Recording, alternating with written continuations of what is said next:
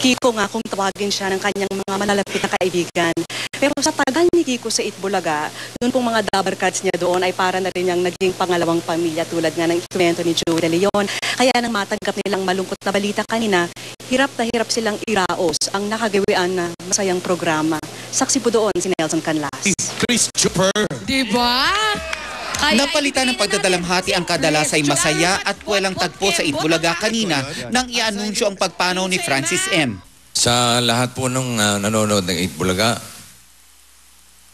inalulungkot po namin paalam sa inyo that Francis Magalona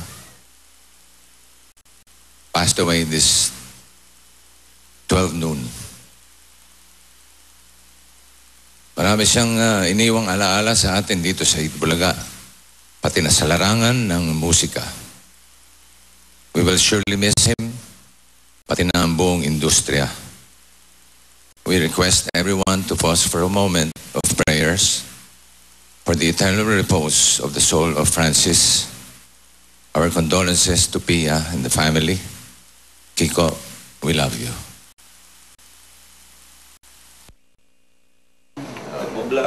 Kwento ni Vic Soto, hirap na hirap siya nang gawin ang pahayag. Took me some time dahil walang boses na lumalabas sa akin.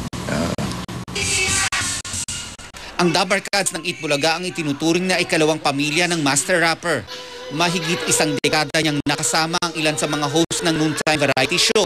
Kaya naman lahat sila labis na naapektuhan sa maagang pamamaalam ni Francis M. Actually, sa kotse, umiyak na ako kanina. Narinig ko. Kasi ngayon, binipigil ko. Mahirap eh.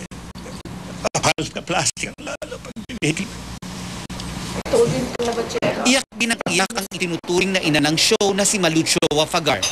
When I heard that I was just pacing my room, still praying, Lord.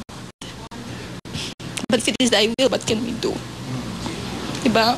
Wanted an extension. It's an extension. Maloko, malambing at maalalahanin. Yan daw ang mga katangian ng kaibigang lumisan. Through all his hardships, nakakapagpatawa pa siya, concerned pa siya sa buhay mo. Nag-text pa siya kung na maganda yung suot mo. Or something really trivial like that. Kahit nagdadalamhati ang puso ng mga taga-Itbulaga, hindi raw ito dapat maramdaman ng mga manonood. Ika nga sa showbiz, the show must go on. Yung ang masakit dito sa hanap buhay na to. Masakit sa loob mo, but we still have to go on with the show. Nelson Canlas ang inyong saksi. At sa ilang sandali po makikita niyo po ang kahuli-hulihang TV appearance po ng master rapper na si Francis M. Nag-guest po siya sa programang Wish Ko Lang noong January 25, 2009. Ayan po ang video na nakikita po natin at sa kabila ng iniinda po niyang karamdaman, nakuha pa niyang magpalgaya ng iba. Ang nakikita niyo pong bata ay si Benson po na may karamdaman sa kanyang joint, no? At sinabi pa nga ni Francis M. sa bata na si Benson na mawala ng pag-asa tulad niya at proud pa niyang pinakita na pati siya nga ay may iniindang sakit. Inuntsaba namin si Francis M. at nagkunwari kami may audition sa recording studio na ito. Walang kamalay po si Benson na nandun rin po ang kanyang idol. Nag-jamming po sila at binigyan pa siya nga kanina tulad ng nakita nyo ng CD at inautograph pa ito ni Francis M. dahil wish nga ni Benson na makita si Francis M. ng personal. Pero higit pa dito ang binigay niya kay Benson.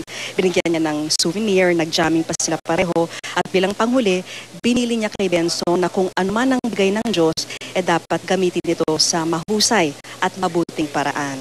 Ipapakita po natin ito mamaya sa Wish Ko Lang mamayang hapon po. At dito pa rin po tayo sa Christ the King Parish Chapel sa Green Meadows kung saan unti-unti pa rin pong dumaragsa ang kanyang mga malalapit na kaibigan. Magbabalik pa rin po ang sama-sama nating pagiging saksi.